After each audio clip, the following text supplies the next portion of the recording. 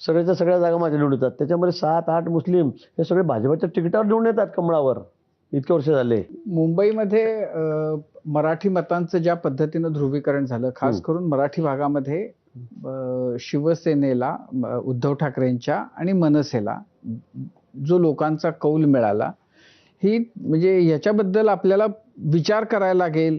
ज्या पद्धतीनं हिंदीचं सक्ती करायचा प्रयत्न केला गेला, ज्या पद्धतीचं राजकारण मधल्या काळामध्ये केलं गेलं, ज्याच्यामुळे मराठी माणसाच्या मनामध्ये एक प्रकारची अस्वस्थता निर्माण झाली. तुम्ही या शिवसेनेचं आणि शिवसेनेचं सगळंच काढून घेतलं गेलं, त्यांचा पक्ष गेला, त्यांचं चिन्ह गेलं, त्यांचे नेते गेले, कोर्टाने काढलं, त्यांचे न्यायालयाने काढलं, आम्ही नाही काढलं. त्यांचे नेते गेले, त्यांचे आमदार गेले, खासदार गेले. आता जे मुंबईचा निकाल आहे खास करून, त्याच्याबद्दल तुम्हाला काय, तुमची काय भावना आहे? मुंबईचा निकाल चांगलाच लागलेला आहे. आम्हाला अपेक्षा थोडं आम्ही कमी पडलो, अजून थोडं हा जास्त पाहिजे आहे. पण तुम्ही हे जे मराठी सांगतायत ना, मला वाटतं फक्त निवडणुका आल्यानं की या लोकांना, विशेष करून उद्धवजी आहेत, आता राजजी आहे, त्यांना फक्त निवडणुकीमध्ये आठवतं. इतर वेळेला त्यांना मराठी माणूस, आता 25 वर्ष तुमच्याकडे सत्ता होती, महापालिका होती, मग तुम्हाला काय तुम्ही मराठी माणसासाठी केलं? त्यावेळेला काय नाही आठवलं? कोरोनासारख्या काळामध्ये मराठी माणसं मरत नव्हती का? त्यांना कोविड झालं नव्हतं का? तुम्ही कुठे घराच्या बाहेर पडले? तुम्ही त्यांना काय मदत केली? तुम्ही काय काय पराक्रम केले त्यावेळेला? सगळ्या खरेदीमध्ये, त्याच्यामध्ये तुम्ही सोयीनुसार त्यांची भाषा बदलत असते. आज मला सांगा, आता आम्हाला एवढ्या जागा मिळाल्या, आम्हाला मराठी मतं मिळाली नाही का? मग आम्हीच मराठीचे मक्तेदार आहोत, आमच्यामुळेच मराठी जिवंत आहे. अभिजात भाषेचा दर्जा पंतप्रधानांनी ते मराठीला दिला.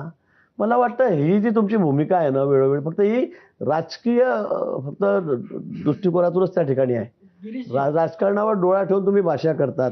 मुंबईमध्ये पण तेच, निवडणूक आली की चालली मुंबई गुजरातकडे, जसं काही तिला साखळ्यान इंजिनच आहे की बटन दाबलं की चालले तिकडे ते जाऊन. हे कोणाला पटणार आहे का? पण बस मुंबई चालली गुजरातला, मुंबई तोडायचा प्रयत्न चालला. किती बालिश स्टेटमेंट आहे. म्हणजे त्यांचं भाषण ऐकून लोक कंटाळलेत. त्यांच्याकडे कुठलं व्हिजन नाही आहे, कुठला दृष्टिकोन नाही आहे, विकासाचं काही त्यांच्याकडे काही व्हिजनच नाही त्यांच्याकडे. फक्त बस एकच, मुंबई चालली, मराठी माणूस मुंबई. लोक कंटाळले तो यांना, ते कंटाळले आणि ते राऊतांचं चालतं ते ऐकूनही लोक आता वैतागले की बाबा काय माणूस बोलतो म्हणून. आणि म्हणून त्याचा परिणाम आहे. आज राज्यभरामध्ये काय झालं, 2 ठिकाणी फक्त त्यांनी मुंबईमध्ये, पुण्यामध्ये कुठे तिकडे गेले, नाशिकला सभा गेली, कुठे गेले ते? काय त्यांना काय किती जागा भेटल्या त्यांना तुम्हाला सांगू का आता मी? ते काही नाही त्यांचं तर राहिलं. उभाठाला काय 155 जागा आहेत, किती लढले? 1300 जागा लढले, 155 जागा आल्यात. मग लोक इतके वेडे आहेत का की मराठी धोक्यात आली, मराठी माणूस धोक्यात आला, मुंबई धोक्यात आली, यांना मतदान करणार नाही मग माणूस? कोण विचारतं यांना? कोणीच विचारत नाही यांना. आम्हाला 1400 जागा मिळाल्या, यांना 155 जागा मिळाल्यात, एवढी पोपटपंची करून. यांच्यावर विश्वास नाही लोकांचा, अजिबात विश्वास नाही आहे. मुंबईमध्ये काय झालं मग? गिरीशजी, पुढच्या काही दिवसात